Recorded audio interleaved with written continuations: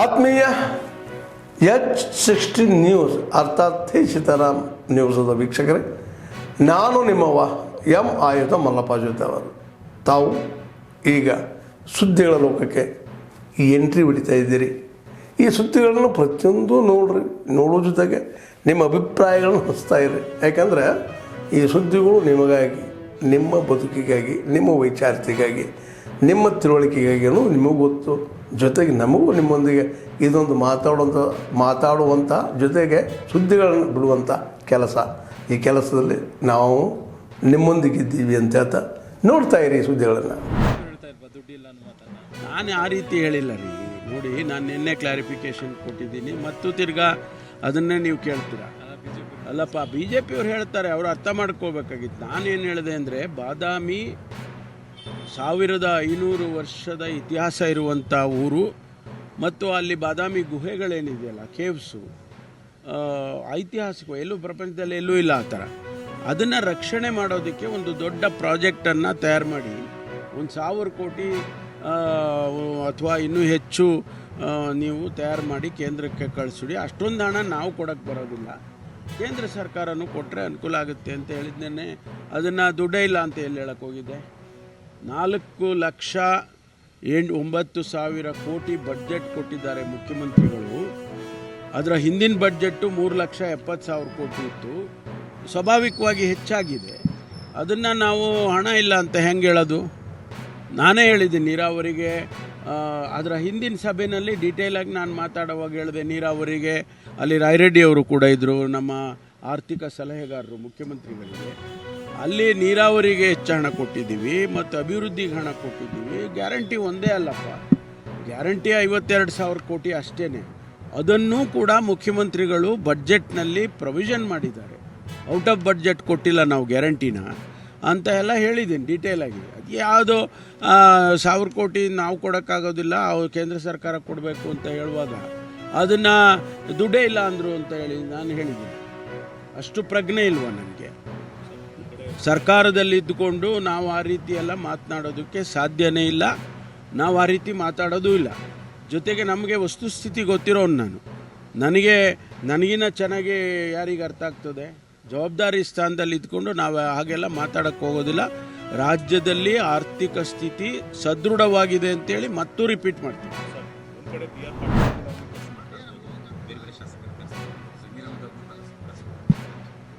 ನನಗೆ ಅದ್ರ ಬಗ್ಗೆ ಹೆಚ್ಚಿನ ಮಾಹಿತಿ ಇಲ್ಲ. ಮಾನ್ಯ ಮುಖ್ಯಮಂತ್ರಿಗಳು ಈಗ ದೆಹಲಿಯಲ್ಲಿದ್ದಾರೆ, ನಮ್ಮ ವರಿಷ್ಠರುಗಳನ್ನು ಕೂಡ ಭೇಟಿ ಮಾಡಿದ್ದಾರೆ. ಏನು ಮಾತುಕತೆ ಆಗಿದೆ ಮತ್ತು ಅವರು ಏನು ಒಂದು ವೇಳೆ ಸೂಚನೆ ಕೊಟ್ಟಿದ್ದರೆ ಏನು ಸೂಚನೆ ಕೊಟ್ಟಿದ್ದಾರೆ ಅದೆಲ್ಲ ನಮಗೇನು ಗೊತ್ತಿಲ್ಲ. ಮುಖ್ಯಮಂತ್ರಿಗಳು ಬಂದ ಮೇಲೇ ಗೊತ್ತಾಗುತ್ತೆ. ಒಂದು ವೇಳೆ ಶಾಸಕರನ್ನ ಕರೆದು ಮಾತಾಡಿ ಅಂತ ನೀವು ಹೇಳಿದಾಗೆ ಹೇಳಿದರೆ ಕರೆದು ಮಾತಾಡ್ತಾರೆ. ಶಾಸಕರು ಹೇಳುವಂಥದ್ದು ಸರ್, ಮಂತ್ರಿಗಳ ಕೈಗೆ ಸಿಗೋದಿಲ್ಲ.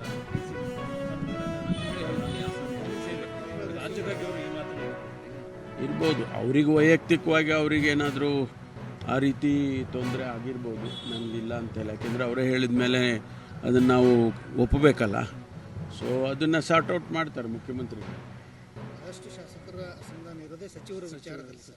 ಇಲ್ಲ, ಈಗಾಗಲೇ CLPನಲ್ಲಿ ಮಾನ್ಯ ಶಾಸಕರುಗಳಿಗೆ ಅವಕಾಶ ಕೊಟ್ಟಿದ್ದಾರೆ.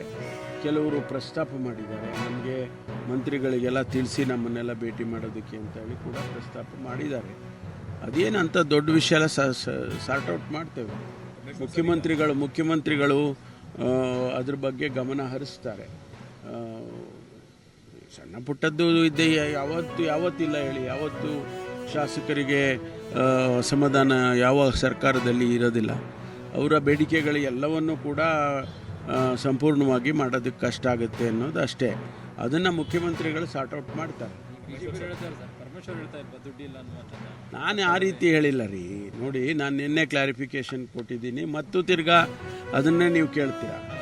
ಅಲ್ಲಪ್ಪ, BJP ಅವ್ರು ಹೇಳ್ತಾರೆ, ಅವರು ಅರ್ಥ ಮಾಡ್ಕೋಬೇಕಾಗಿತ್ತು. ನಾನೇನು ಹೇಳಿದೆ ಅಂದರೆ, ಬಾದಾಮಿ 1500 ವರ್ಷದ ಇತಿಹಾಸ ಇರುವಂಥ ಊರು ಮತ್ತು ಅಲ್ಲಿ ಬಾದಾಮಿ ಗುಹೆಗಳೇನಿದೆಯಲ್ಲ, ಕೇವ್ಸು, ಐತಿಹಾಸಿಕ, ಎಲ್ಲೂ ಪ್ರಪಂಚದಲ್ಲಿ ಎಲ್ಲೂ ಇಲ್ಲ ಆ ಥರ.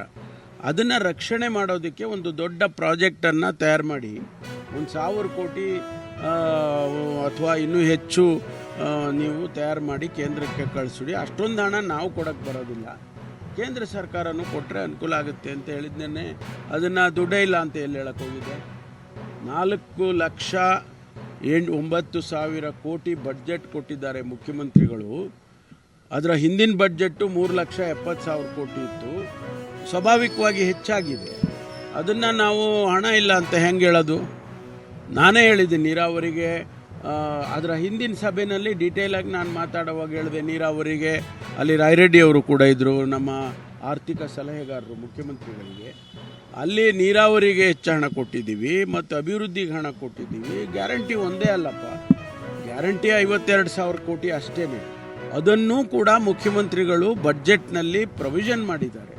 ಔಟ್ ಆಫ್ ಬಡ್ಜೆಟ್ ಕೊಟ್ಟಿಲ್ಲ ನಾವು ಗ್ಯಾರಂಟಿನ ಅಂತ ಎಲ್ಲ ಹೇಳಿದ್ದೀನಿ ಡೀಟೇಲಾಗಿ. ಅದು ಯಾವುದೋ 1,000 ಕೋಟಿ ನಾವು ಕೊಡೋಕ್ಕಾಗೋದಿಲ್ಲ, ಅವ್ರು ಕೇಂದ್ರ ಸರ್ಕಾರ ಕೊಡಬೇಕು ಅಂತ ಹೇಳುವಾಗ ಅದನ್ನು ದುಡ್ಡೇ ಇಲ್ಲ ಅಂದರು ಅಂತ ಹೇಳಿ ನಾನು ಹೇಳಿದ್ದೀನಿ.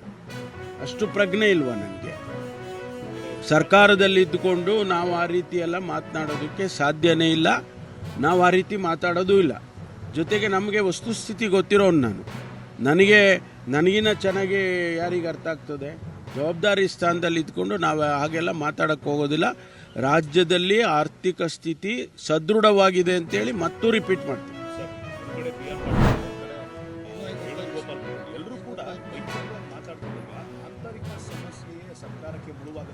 ಇಲ್ಲ, ಅವರ ಕ್ಷೇತ್ರದ ಸಮಸ್ಯೆಗಳು, ಅವ್ರ ರಾಜ್ಯದ ಸಮಸ್ಯೆ ಹೇಳಿದಾರ ಹೇಳಿ.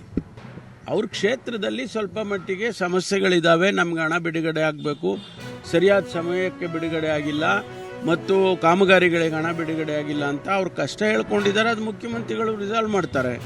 ಈಗ ಎಲ್ಲರಿಗೂ ಹೇಳಿದರು 50 ಕೋಟಿ ರೂಪಾಯಿಗಳ ಆಕ್ಷನ್ ಪ್ಲ್ಯಾನನ್ನು ಮಾಡಿ ಅಂತೇಳಿ ಎಲ್ಲ ಶಾಸಕರಿಗೂ ಹೇಳಿದ್ದಾರೆ.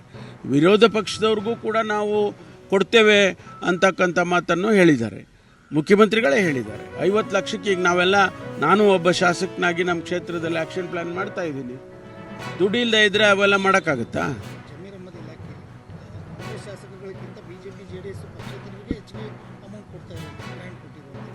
ಅದು ಗೊತ್ತಿಲ್ಲ ನನಗೆ. ಅದು ಅವರ ಇಂಟರ್ನಲ್ ಡಿಪಾರ್ಟ್ಮೆಂಟಲ್ಲಿ ಇಂಟರ್ನಲ್ಲು ನೀವು ಅವ್ರನ್ನೇ ಕೇಳಬೇಕು, ನನಗೆ ಗೊತ್ತಿಲ್ಲ, ಮಾಹಿತಿ ಇಲ್ಲದೆ ನಾನು ಏನು ಹೇಳೋಕ್ಕಾಗಲ್ಲ.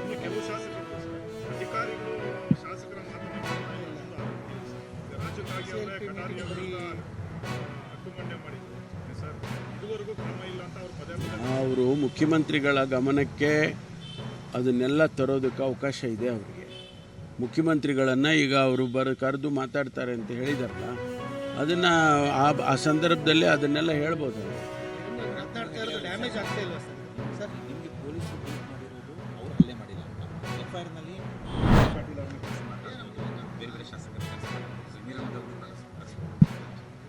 ನನಗೆ ಅದ್ರ ಬಗ್ಗೆ ಹೆಚ್ಚಿನ ಮಾಹಿತಿ ಇಲ್ಲ. ಮಾನ್ಯ ಮುಖ್ಯಮಂತ್ರಿಗಳು ಈಗ ದೆಹಲಿಯಲ್ಲಿದ್ದಾರೆ, ನಮ್ಮ ವರಿಷ್ಠರುಗಳನ್ನು ಕೂಡ ಭೇಟಿ ಮಾಡಿದ್ದಾರೆ. ಏನು ಮಾತುಕತೆ ಆಗಿದೆ ಮತ್ತು ಅವರು ಏನು ಒಂದು ವೇಳೆ ಸೂಚನೆ ಕೊಟ್ಟಿದ್ದರೆ ಏನು ಸೂಚನೆ ಕೊಟ್ಟಿದ್ದಾರೆ ಅದೆಲ್ಲ ನಮಗೇನು ಗೊತ್ತಿಲ್ಲ. ಮುಖ್ಯಮಂತ್ರಿಗಳು ಬಂದ ಮೇಲೇ ಗೊತ್ತಾಗುತ್ತೆ. ಒಂದು ವೇಳೆ ಶಾಸಕರನ್ನ ಕರೆದು ಮಾತಾಡಿ ಅಂತ ನೀವು ಹೇಳಿದಾಗೆ ಹೇಳಿದರೆ ಕರೆದು ಮಾತಾಡ್ತಾರೆ.